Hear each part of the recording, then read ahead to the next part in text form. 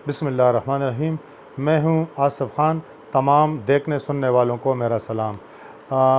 Viewers, आपके साथ आज की जो अहम ख़बर शेयर करते हैं। आज जैसा कि सबको इल्म है, वफाकी काबीना का इजलास था और सबकी नज़रें इस पर थी कि जी इमरान ख़ान का नाम PTI के जो कायद हैं, इलेक्शन कमीशन के जो फ़ैसले हैं ममनुआ फ़ंडिंग के केस के बाद, कि जी उनका उनके साथियों के नाम जो है वो ECL पे डाले जाएंगे और बाकी जो है कोई एक्शन लिया जाएगा, गिरफ़्तारी होंगी। लेकिन अभी जो इजलास के बाद जो वफाकी वज़ीर इत्तलाआत हैं मरियम औरंगज़ेब साहिबा, उन्होंने जो प्रेस कॉन्फ्रेंस की है, उनमें प्रेस कॉन्फ्रेंस में दो चीज़ों का उन्होंने वाज़ी किया। एक जो है कि वफाकी काबीना ने ये फ़ैसला कर लिया, इसकी मंजूरी दे दी है कि जी जो इलेक्शन कमीशन के फ़ैसले की रोशनी में जो तहरीक इंसाफ के ख़िलाफ़ जो है और रेफरेंस डिक्लेरेशन जो है वो सुप्रीम कोर्ट को भिजवाया जाएगा। और दूसरा ये किया है कि जी FIA को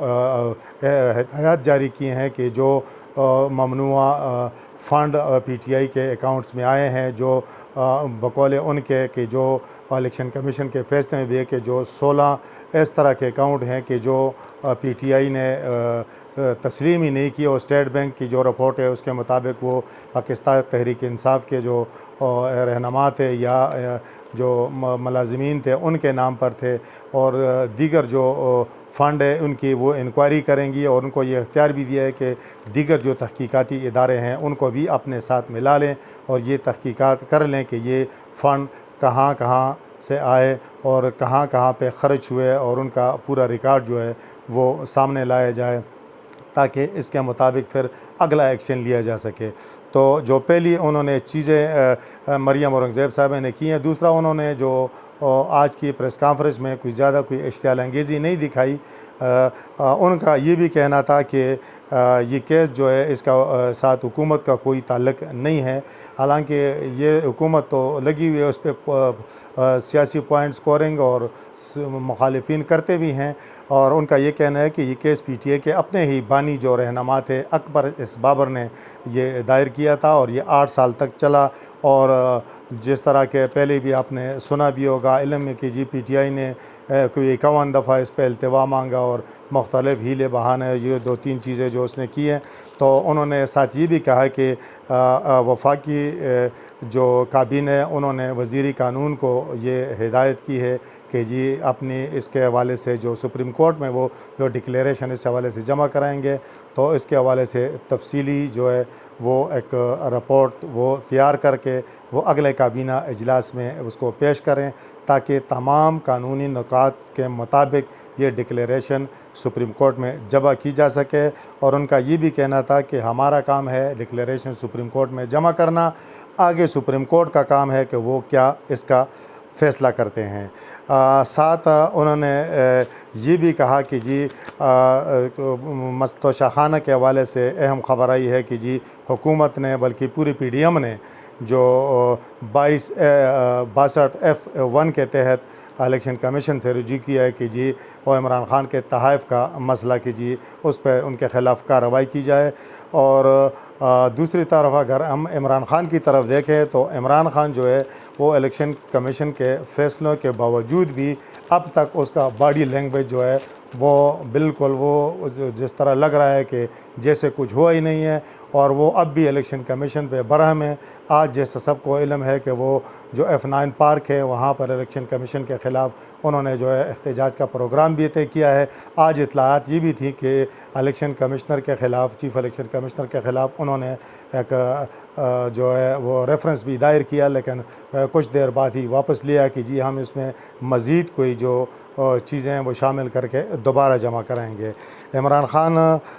जो इलेक्शन कमीशन के फ़ैसले को जैसा सबको इल्म है रद्द कर चुके हैं, और उनका जो पहला इस्तिदलाल है वो ये है कि जी ये जो फ़ंड है इसका ताल्लुक़ जो है सन 2012 से है, जबकि वो कहते हैं कि जो ये कानून बना है वो सन 2017 में है। उनका ये भी इस्तेदलाल है कि PTI के ख़िलाफ़ ये इलेक्शन कमीशन अब तक 8 फ़ैसले दे चुका है, जिनके ख़िलाफ़ PTI ने मुख्तलिफ़ वक्तों में जो आला अदालतें उनसे रुजू किया और PTI को वहाँ से इंसाफ मिला और 8 के 8 जो हैं वो जो इलेक्शन कमीशन ने PTI के ख़िलाफ़ फ़ैसले किए वो रद्द हो चुके हैं। तो अब देखना ये है कि जो ये ममनुआ फंडिंग केस का मसला है, तो इसमें सुप्रीम कोर्ट में अगर यकीनन PTI जाएगी, अगर PTI गई तो वहाँ से PTI को इंसाफ मिलता है या ये इलेक्शन कमीशन का फ़ैसला जो है वो दुरुस्त पाता है। लेकिन एक जो अहम बात है वो ये भी है कि सियासत में आवाम को भी देखा जाता है। इस वक्त अगर हम देखें तो हुकूमत मुस्लिम लीग नून और बल्कि PDM और उनके इत्तेहादियों की है, लेकिन अगर हम ये अंदाज़ा लगाएं तो हुकूमत दफ़ाई पोजीशन पे है और तहरीक इंसाफ अटैकिंग पोजीशन पे है। तो क्या ये फ़ैसला आने वाले दिनों में अगर ये फ़ैसला बरकरार रहता है तो क्या जो अवामी PTI की अवामी मकबूलियत है, ये मुस्लिम लीग नून या उनके इत्तेहादी जमातें कोई ऐसा बयानिया बनाने में कामयाब हो जाएंगी कि जिससे जो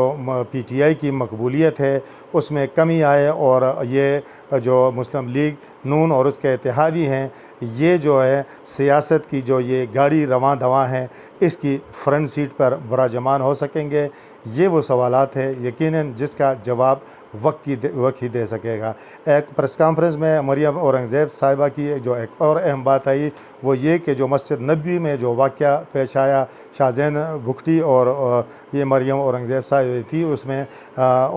जो उनसे सवाल भी किया गया तो उन्होंने इसकी तस्दीक की कि 6 अफराद को सऊदी हुकूमत ने कानून के मुताबिक उनको सज़ाएँ सुनाई हैं। तो आखिर में हम फिर यही कहेंगे कि सियासतदान सियासत करें और एक दूसरे की ये पगड़ियाँ उछालना और किरदार कशी करना और टांगे खींचना ये छोड़ दें। जब तक सियासतदान जो हैं वो एक दूसरे के लिए दिल बड़ा नहीं करेंगे। अगर आप देखें तो जब मुस्लिम लीग नून या इत्तेहादी ये पोजीशन में होते हैं तो उनको भी जमहूरियत और कानून और दूसरी चीज़ें याद आती हैं और तहरीक इंसाफ जो है वो फिर उसका जो तरीक़ेकार होता है वो एग्रेसिव होता है। और जब तहरीक इंसाफ अपोजिशन में जाती है तो उनको भी कानून, जमहूरियत और मीडिया की आज़ादी ये चीज़ें याद आती हैं। अगर ये सियासतदान आपस में मिल बैठें और आप एक दूसरे के लिए अगर दिल में जगह बना लें और एक दूसरे को बर्दाश्त करना सीख लें तो यकीनन ये जमहूरियत के भी मफाद में है, ये इस मुल्क के भी मफाद में है, ये इस मईशत के मफाद में है और ये ख़ुद इन सियासतदानों के मफाद में है। वरना ये लड़ाई झगड़े अदालतों में होते रहेंगे, मईशत का सत्यानाश होता रहेगा, गरीब ख्वार होंगे और नुकसान पाकिस्तान और पाकिस्तान के अवाम का होगा। इस वक्त तक के लिए इतना ही। अल्लाह हाफ़िज़।